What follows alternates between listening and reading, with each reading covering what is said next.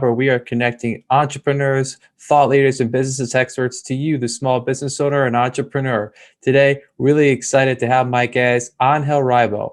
Angel is known as the CEO Confident. He runs a business and consulting firm where they help to boost accountability, improve your sales performance, and has spent a great deal of time working on how to help remote teams become successful. In this episode, we're going to talk about Angel's background, how he come to create the CEO Confident, what he has done over the last year to help boost teams' remote performance, and finally, how he leverages social media. We hope you enjoy this episode. Angel, welcome to the Money Talks podcast. How you doing today? Thank you very much. Thank you for having me. I'm doing great. And thank you everybody who's listening to us. Yeah, it was, thank you for being here. You and I connected several months back. We were doing a kind of a LinkedIn marketing workshop, if you will. I appreciate your feedback. You know, your content is fabulous. And that's something we'll definitely want to talk a little bit about. So without further ado, maybe just give the audience a little bit about your background. Absolutely. So, of course, I mean, I live in Plano, Texas, which is north of Dallas. I've lived here for the last 10 years. Overall, I've lived like in eight different countries throughout my life. I'm originally from near Barcelona in Spain. And basically, I do two very distinct things in my life. One is with my business consulting company. Basically, we help both corporate CEOs and established entrepreneurs to bridge the gap globally for expansion and exposure as a way to generate or to accelerate the growth of their businesses. And I started to do that basically 5 years ago when I left corporate America. And at the same time, I started also my nonprofit. I'm actually one of the 3 co-founders. And what we do is we help underprivileged kids in Latin America become entrepreneurs using the local resources. So this is in a nutshell what my life is about. Unfortunately, for the last 14 months, I have not been able to travel much for obvious reasons. It's now April 2021. But we really can't wait to resume our activities in Latin America with the kids that so much needed. That's amazing. I definitely want to learn more about that and talk about that. Thank you. Thank you. Kudos to you for doing that. It's really important. And it's amazing because I've talked to other people that I've interviewed on my podcast who are in the fintech space, and there is a lot going on as far as entrepreneurship in Latin America. So yes, I love hearing about that. And it's really interesting. So maybe go back a little bit. Of course. What was kind of, I guess, the light bulb? You know, it's really interesting because a lot of the people I interview, they've all had some role in the corporate world, if you will. And what was the light bulb for you as far as wanting to kind of bridge out, go on your own and start this great, underwrite you have? Thank you. Well, I think it's a mixture of things, right? It's not only one thing. I think that probably the most important one is that I had continuously been putting my family as a second priority in my life. And that eventually hurts the family, and for me, my family is extremely important. So I think that was probably one of the main reasons. The second reason is also, when you realize that the company was working with was bought by someone else, and then things started to change. And when you realize that people join companies for money, but they stay because of the culture. And so when you realize that, all these great things you've done in the past, unfortunately, you cannot do it there anymore. And you have to use you have to change your strategy, and you don't quite think is ethical enough or good enough, So, there were many things like this. And why wasting my time doing things that I really don't like and I don't see any future on? I think that's really important. And also, I think probably like the last thing, the last drop in the cup was probably I had a spiritual experience, literally, that also made me think, what are you doing with your life, Angel? And maybe and it was the second time in my life that I had something close to this, something that they couldn't explain with my senses. So I said, okay, so this means something. Maybe I should do something. I should take action. and I should basically move from where I am today to doing something else. And I'm obviously, in retrospect, after 5 years, it's definitely a good move. And as you know, if I've interviewed people coming from corporate, as you know, we all come out in many different ways, but we all come out with a lot of experience, right? And I think that's extremely important. I think it's important to acknowledge that we come with a lot of experience, and we have had several support systems helping us grow to be who we are. Yeah, no, thank you for that. I appreciate that, and it's great because you're right. That is an excellent point about having that experience. But then you also, it's all about jumping out or getting out of the comfort zone, if you will. We all, as you kind of alluding to, many people get very accustomed to that corporate culture, and it kind of feels safe. But you have to ask yourself, are you really happy doing what you're doing?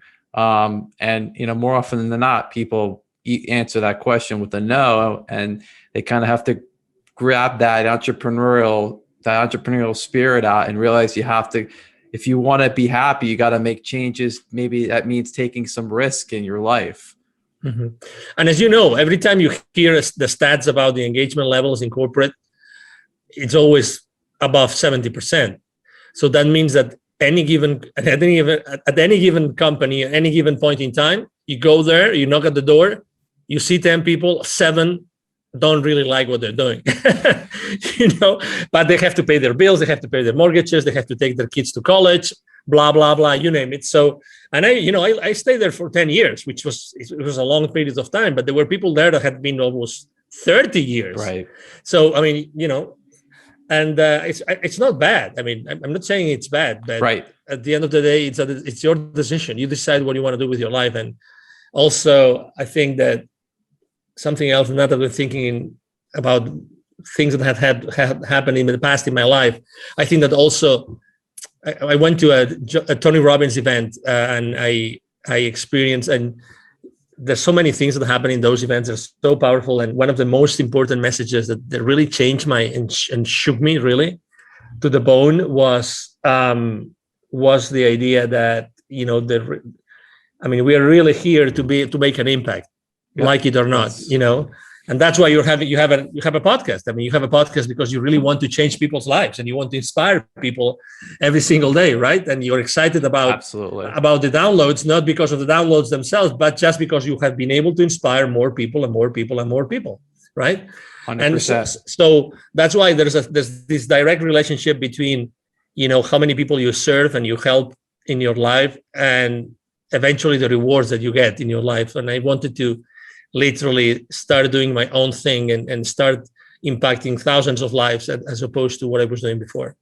Yeah, that's amazing. I agree with you 100%. Yeah, it is. You're right. You have to, you really have to want to make changes to people's lives and be impactful. And thank you. I appreciate what you just said. Yeah, that's why I'm here doing this. I love doing it. I get to meet, I've been doing it now for almost a year, which is hard to believe. And I get to meet great people like yourself who are, thank you.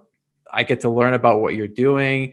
We get to talk about your life and how you meet, how you help other people, and the message gets out, and it's tremendous. It's exciting every time I do this. And I'm always appreciative of the time of my guests. So maybe as we kind of move forward, I guess talk a little bit about your process as far as, when you're maybe meeting with a new client, and maybe take us through how that works. Yeah, of course. So the reason why, I do what I do as far as, professionally speaking with my consulting business is because I had helped more than 1,500 companies in 36 different countries. So that's what allows me to say, okay, so I'm going to put in place a system that will allow systematically both entrepreneurs and companies to, keep on growing their businesses, accelerating the growth of the businesses by expanding the business over there. So basically, the first conversation with any company or any entrepreneur goes the same way. So, okay, so why would you like to go abroad? Why would you like to go global? Why would you like to take your product or your service to a specific place, a specific geography in which you are not present right now? And the reasons are different, right? Some people I just want to make more money out of what I already have. Other people say, I would really like to have my business and travel with my business, and I would like to use the excuse of my business to travel to other places, which is a very genuine, authentic way to think about it. And as you know, there's many professions that are actually already doing that, like real estate people, professionals. They do that all the time. They go and go all over the place, all over the world to buy properties, and they have fun doing it, and they're still doing business at the same time, right? And then after the reasons, we talk about the reasons, and the reasons are there. Then we talk, okay, so what changes are you open to make to your current state of being and company and culture and everything? Because it's very easy to say, I want to do this, but what do you really want to change? That's why very often people ask me, how do you find your clients, or what's the perfect profile of your clients? Is there a particular industry that you like to work more with? And I said, no, there's not a particular industry. There's always a way in which I always ask these three questions. Do you really want to change as a leader? Do you really want to leave a legacy? And do you really want to change the world? I always ask the same three questions, because I just want to work with people that I really like to work with. I choose my clients, and I really want to work with people that really want to make a difference in this world. The same way I'm doing it every single day. I want them to do the same thing, and I would like to work with them and support them in doing that. And I think that is really important. Then we have a conversation about, do you have the resources? It's very important. I mean, going abroad is not just, or going global or international. It's not just, okay, I want to go, let's test the waters. You have to make a decision to do it, okay? There's several ways to do it, and you can, let's say there's several levels of, engagement, and you can go full in, and you can go maybe test the waters and find maybe some business partners and start, selling your products and services. It depends. Everybody's different, but you have to make sure that you're going to stay in that mode between 1 year, 1.5 years, because if you only want to do it for a few months, it's not worth it. You don't need me. The same way a lot of entrepreneurs like us, they think that as they're already present online, they already have a global business, and that's not true, because it's the same as. And I see that every time I go with my foundation as well. I go to many different Latin American countries, and you would think every country we speak Spanish, so it's almost the same culture. It's not the same culture at all. So even if we speak English right now, only a few entrepreneurs out there, really have thought, okay, so is selling to the US the same as selling to Canada, the same as selling to Australia, the same as selling to the UK? And the easy answer would be, of course it is. They all speak English. It's not true. It's not true. And talk to any advertising company who's present globally. You have any friend working on a marketing department or on an advertising large corporation that they work globally? Ask that person, do you guys really take into consideration the different cultural realities in every single geography in which you advertise your products or services? Of course they do. Right. But we tend to think that things are simple, and things are, no. It's the same thing. It's not the same thing. So if they have the resources, they really want to do it, they're really open to change the status quo, then probably typically it's a go. Typically it's a go. And then, we decide, we discuss the details, what's the best time frame, how are we going to adapt your products and services to the new market, how are we going to find the right partners for you? Do you want to set up a specific distribution channel? Do you want to go there, or do you want to tap onto the door of, or knock on the door of the top 5 clients of a particular industry, which are good for you, good fit for your products and services? It's more like a qualification set of questions that allow my team and I to see exactly what we can do for that particular company. That was tremendous. Thank you for that. I really enjoyed all of it, but especially the first part, because you're very specific as to, you were talking about the 3 questions that you ask, very specific, and it's important it's 2 many reasons, but one, as the entrepreneur, as the business owner, it's important that you're, distinguishing yourself, and that really is really speaking to your value proposition as far as, this is what we're trying to find out. If you can answer these questions, I can help you. If you can't, we probably can't work together. And that's important, that you've created this niche, and you're able to have these questions and get them answered. So I think that's really important. And then what you were just talking about, as far as, understanding, you have a great understanding of the cultural differences, because in this day and age, like you said, everyone wants to go global, right? And if to your credit and to your point, it isn't that simple, just because these languages are spoken in so many countries. If there's one thing I learned from business school, it's the cultures. So I distinctly remember these conversations having with one of the professors about how different it is to do business in these other countries, whether it's in the Far East or Latin America. It's not the same. You have to understand the cultures. And that's really important that you help people realize this right at the start. Exactly. And that's why, after so many years, 20 plus years working in 33 countries, with all the network of potential partners of my future clients that I have developed, how important it is for you that you are going to, let's say, disembark on a particular country and you already have a trustworthy partner, right, that you can start working together. That's going to make a big difference. Going with, holding hands with someone local that knows everything, that's going to help you and is going to teach you everything, obviously in return of a margin or any other, arrangement, commercial arrangement, but still. And this is one of the most important assets that we have. We know local people in all those countries that can help, really shorten that ramp up period that they will need for their experience of going global or starting, to commercialize their products and services in that market.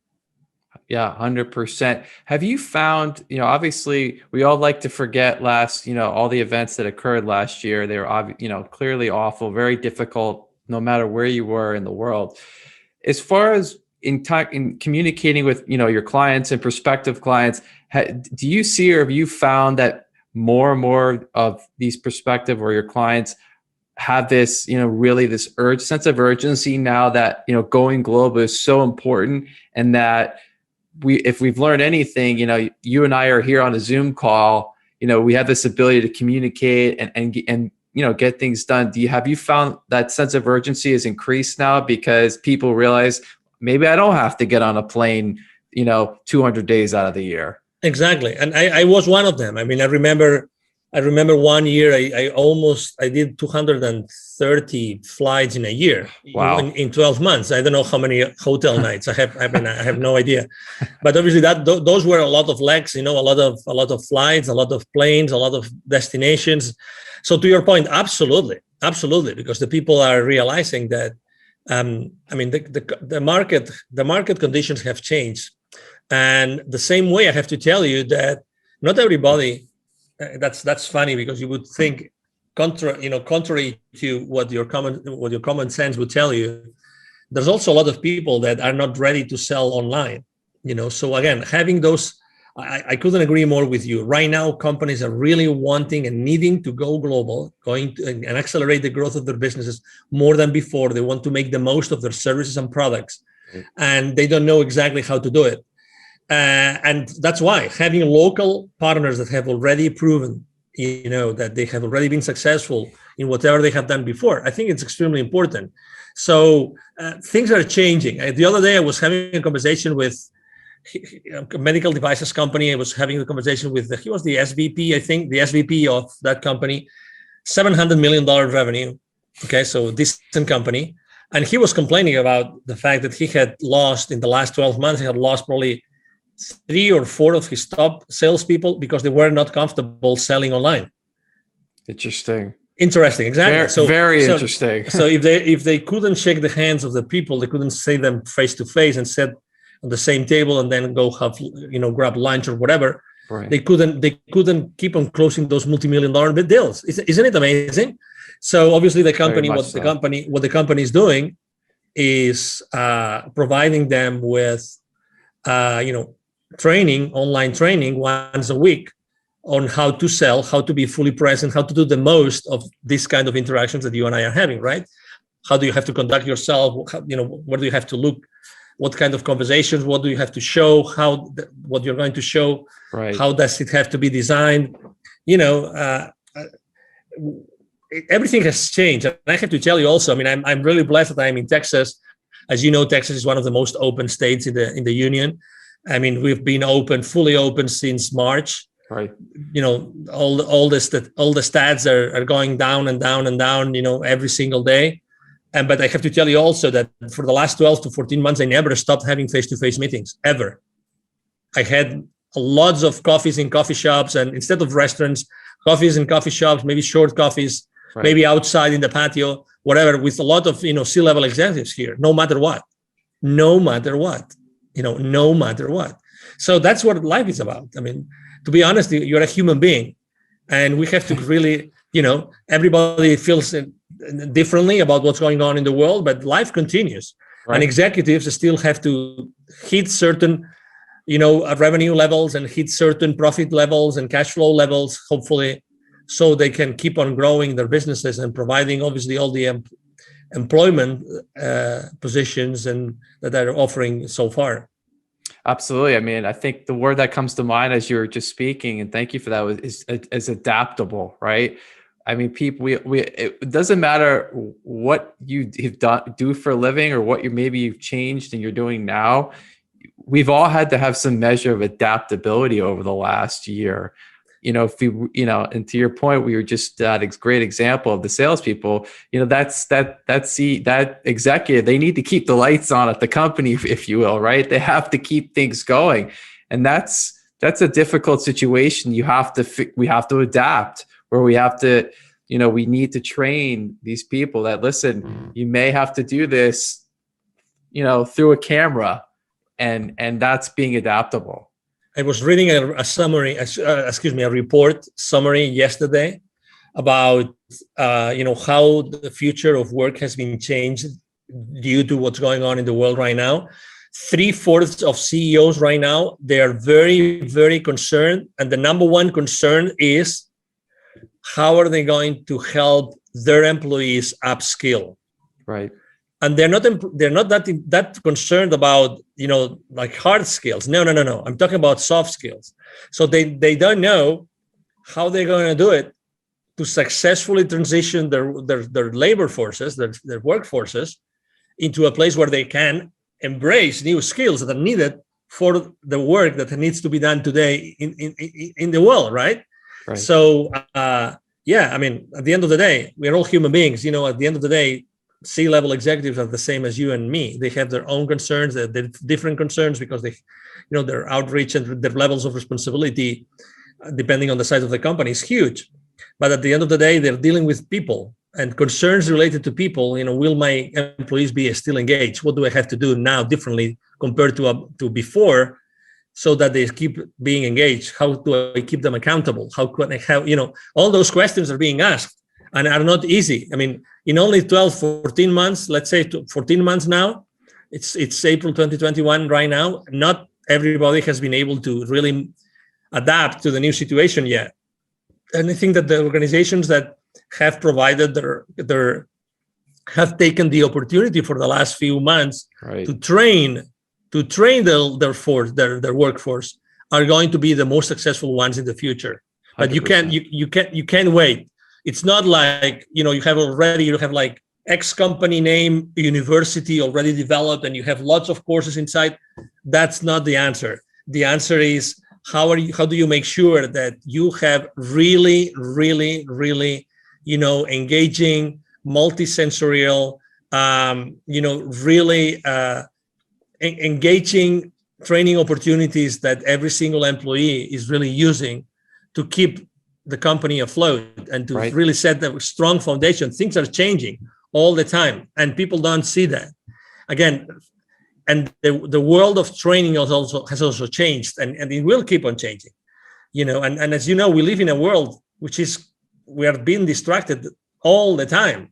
We carry these smartphones, which make us, obviously, they not make us smarter, as you know, right? So they do everything but keeping us smart, right? Agreed. It's funny. I don't know if you've seen it. I forgot the name of the company. I would say the name of the company if I remembered it. There's a company that just launched a new flip phone, which it's not a smartphone, so it has zero distractions. but it has the power of the, let's say, the agenda, blah, blah, blah, all the really strong things or the powerful things, but zero distractions. And I'm sure that they're selling it. It's not cheap. I mean, it's not like the flip phones that you go to Walmart, that it's $25 or $50. Right. No, they charge you $300, I think it is. But it's a flip phone, long battery, you name it, because we need to go back to the basics. The distraction is not allowing us to really thrive in our lives. And you must see this because you interview people every single day or week. You see that, unfortunately, keeping us distracted is keeping us distracted. So we don't accomplish what we should be accomplishing. 100%. Right? And there's this great movie called The Social Dilemma. The Social Dilemma. I don't know if you've watched the movie. Yes. It's a great movie because I think everybody should go and see that movie and watch that movie because it tells you how the devices and the softwares are designed to keep you distracted and are designed to, with all due respect to all those companies, manipulate your purchasing habits, your consumption habits. And they say it, and there's like literally 9, 10, 11 high-level former social media companies that are telling you the story and explaining you, this is how we do it. Right. This is how we manipulate you. And they say, we don't allow our kids to have cell phones. We don't allow our kids to have the cameras on their computers. Right. There's a reason. There's a reason why this is happening, So it's like the cars. I drive this 2006 convertible, and I'm not going to change it because I don't want a computer. I don't want anybody to get into my computer, the computer of my car. You know what I mean? Yes. As much as I like technology. I worked for 2 very successful high-tech companies, and I love technology. But I tell you, I don't want anybody to get into the brains of my car. I love driving my 2006, and I will keep on driving my 2006 until I don't know. I get it. No, those are really valid points, and it actually, I'm sure this is, you have to deal with this, and probably more and more so now. Is how do you recommend to your clients, the executives, really, I guess, keeping that performance of the team, if you will, at a high level?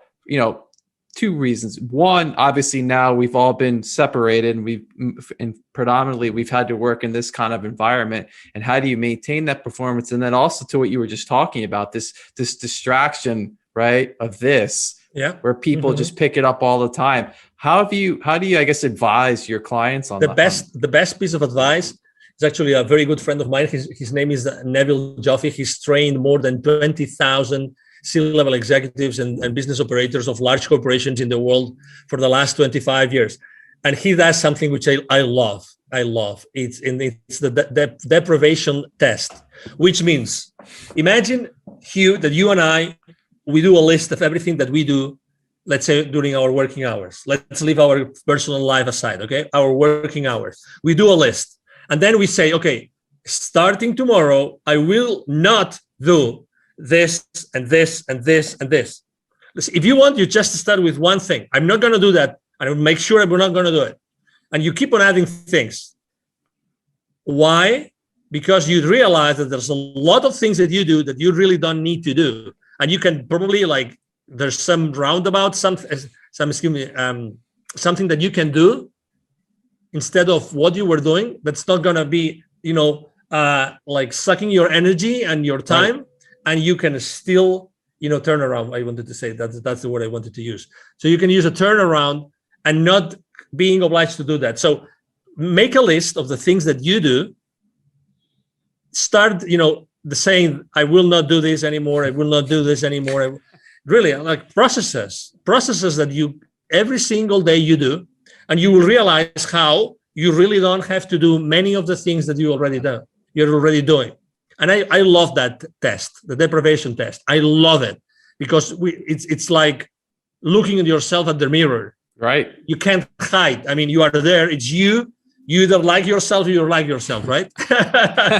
it's who you are, right? That's fantastic. I'm gonna have to make that list. No, honestly, do it. Yeah. Honestly, It's like when we're shaving in the morning, right? It's you with your razor, and it's your face, and if you cut yourself, bad luck, it was your bad day, but it's you with your time, with your reality. And there's something else. And I took action after watching that movie that I recommend people as well.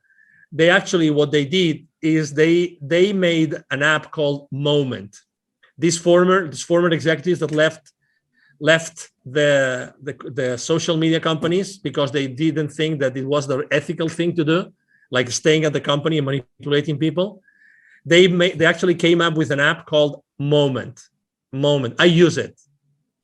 It's going to change your life if you use it. Okay. Moment. It helps you. It's like the AA people, there's a process to get out of alcohol addiction. Is the same thing. They take you step by step, how to start putting the cell phone aside, the smartphone aside, and not take the power out of your life and out of yourself every single moment. Fascinating. That is. I'm gonna check that out. Check it. This is a podcast chock full of advice, not just professional, but personal. Absolutely. Thanks. Absolutely. Thank you. Thank you for appreciate it. So I always spend so much time asking my wonderful guests many questions, and I appreciate them being here. And I always give the opportunity of the guests to ask me a question. So I'm giving you the mic, and feel free to ask away. Okay, from 1 to 10, how difficult do you want me to ask you the question? Oh, wow. The question to be from 1 to 10. Let's do it. Let's do an 8. An 8. Okay. What keeps you up at night right now, Hugh? What keeps me up at night right now? I think honestly, it's the education of my kids, and how I think, if anything, it's very worrisome. Obviously what happened over the last year, we can't change it. It's already happened, but you really start learning more and more about how your kids are being taught in schools. And to me, that's very worrisome, because they're going into a world that, you don't, having a degree from a Harvard or a top-notch school, more and more people are not really looking at that anymore. They're looking for more entrepreneurial, thinking people that can work with teams and on projects. And I feel like our education system in this country it's not built that way. It's built completely, it's an antiquated education model. And I think it has to be changed. And I know there are entrepreneurs out there that are now doing these things. Obviously, it's not available to everyone, and it could be expensive, but at least you're starting to see some changes as far as these people realize we can't teach our kids this way anymore. It's not about test taking skills. It's about problem solving and speaking. And this is what's important. This is what's going to help them as they go forward. So I couldn't agree more with you. It's funny. I don't know why I asked you that question. I'm extremely involved with the education of my kids as well. I'm very worried as well. I used to be volunteer in the school. Unfortunately, here where we live, they closed down the schools. We literally cannot go inside the school to see what our kids are doing. We cannot do that, which is insane. But to your point, I mean, absolutely. The type of people that are needed in the world today has nothing to see with the type of people that leave the system. And absolutely, to your point. And obviously for the last 14 months, what has happened inside the schools, unfortunately hasn't helped the kids to be smarter, brighter, feel more loved, feel more cared for, or even have a better mental health. Agreed. I mean, you talk to the therapists, talk to the counselors, and you will know. You will see. I mean, unfortunately. So thank you for answering the question. Thank you. I appreciate that question. Thank you. It's something. It's funny because I'm actually going to have in the next couple of weeks. I'm going to have a founder of a startup education company. So more to come on that subject. Awesome. Yeah. Please. I'm looking for. Keep on bringing people that knows exactly what's lacking today and what we can do to bring, to use all these amazing talents and gifts that our kids come to this world with. Oh my God, and you see that every day. It's as father, you see that. I mean, these kids are asking you questions that, oh my God, and what a blessing. The thing is, how do we keep this balance, right? Between educating them and giving them the boundaries, and at the same time allowing them to be who they really are, right? 100%. Yeah. So anyway, thank you. I'm having chills again. So thank you. No, thank you for that great question. Take a minute or two. You do an amazing job on your social media, specifically your LinkedIn. Thank you. It's one of the best. And I actually spent time earlier today and yesterday going through it. And you have a very clear value proposition. I know, you exactly what you do, who you're trying to help.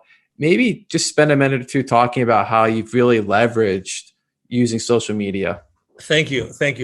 Exactly. Well, number one, I chose to start working in social media really when I left corporate America. I think that in general, in the corporate world, social media is not used a lot, or is used very well. The first thing I thought was, okay, so what is my audience, right? So who do I want to serve and where they are?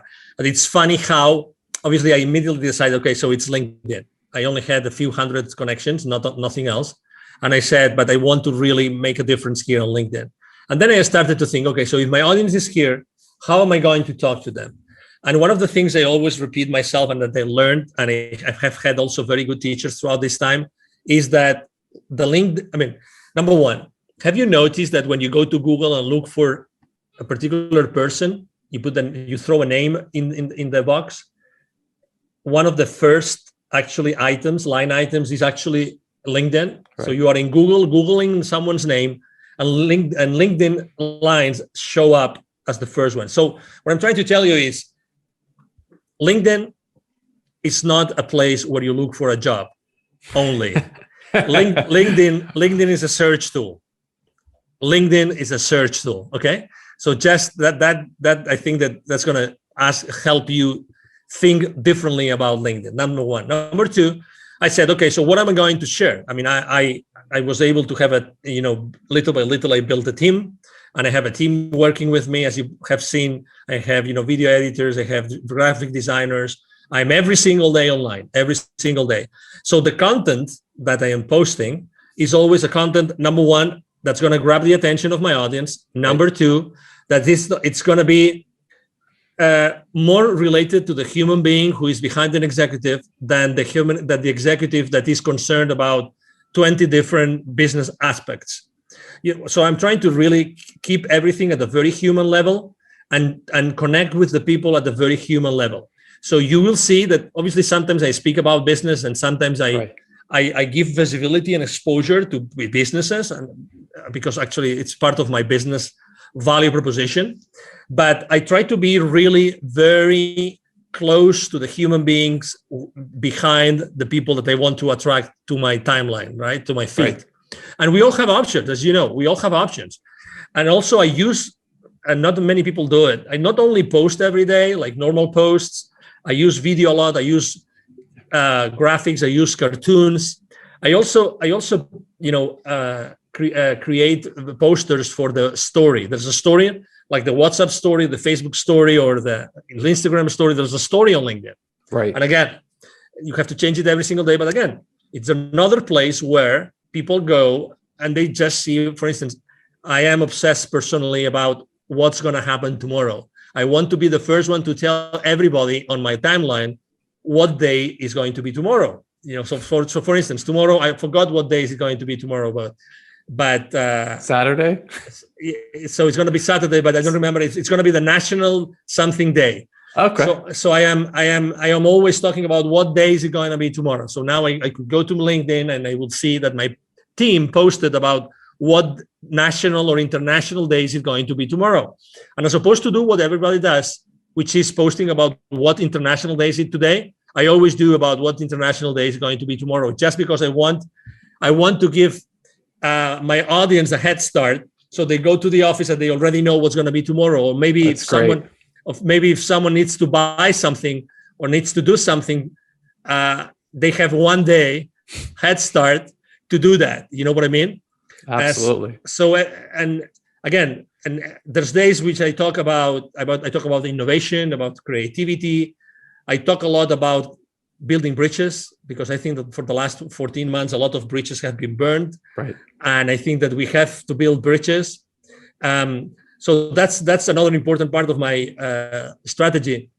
And the third one is really when I reach out to people to connect with me, which, by the way, it's more and more difficult on LinkedIn. Just this week, they limited the number of people you can connect with. I always try to connect with a very short initial message. Right. The connection request message is always very short, as if I was on a face-to-face meeting and I was meeting that person on a networking event, literally. Okay. So I always say something like, I would like to connect with you. So might we help each other? We might be able to help each other in the future. Or I just say, I would like to connect with this kind of leaders. So you are already filtering the people that you connect with. Right. You don't want to connect with everybody. No, right? That's right. Exactly. So again, you have to be strategic about what you do online. So those would be probably like the top 3 pieces of advice I would like to share with the audience. And I'm very consistent on, if you go to Facebook, you go to Instagram, you go to Twitter, you go to WhatsApp, you will see that I have the exact same message every single day on all my social media outlets. So I'm very consistent. So everybody looking for me, or everybody that's going to find me, they will see that I have the same message in all my platforms. I think that consistency is also very, very important. Absolutely.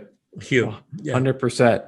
Well, and I always conclude my episodes with pieces of actionable advice, and you've outdone yourself and done a great job here. I appreciate you doing that. Those are great pieces of advice as far as how to really leverage your social media and being consistent. So I want to thank you for that. I want to thank you for being here with me and the audience today. It was really wonderful to finally talk to you in person, learn more about what you're working on. And, I wish you all the success as we get through the rest of 2021, and definitely want to have you back on in the future. So Angel, thank you for being here today. Anytime. Well, thank you. It's been an honor, Hugh, really, thank you for having me. If I may, maybe if I could just share with the audience my email address, if it's a possibility. Please. Thank you. So just, besides going to social media and, writing a message, which I'm going to answer, because we answer every single message. My email address is very easy. I'm going to share my personal email address, the direct, which is Angel, ANGEL, at angelrebo.com. Rebo is my last name. It's 4 letters, R-I-B as in boy, O. Again, Angel at angelrebo.com. And really, it's been a pleasure to have this conversation with you, Hugh. I've enjoyed the conversation a lot. And obviously, thank you, everybody who's watching us today. Thank you again, Angel. It was great to have you. Really appreciate your time and thoughts. Remember, everyone, we'll be back next week with another episode of Money Talks. Please like and subscribe on our YouTube channel. We'll be back next week. This is Money Talks. I'm Hugh Meyer. Take care.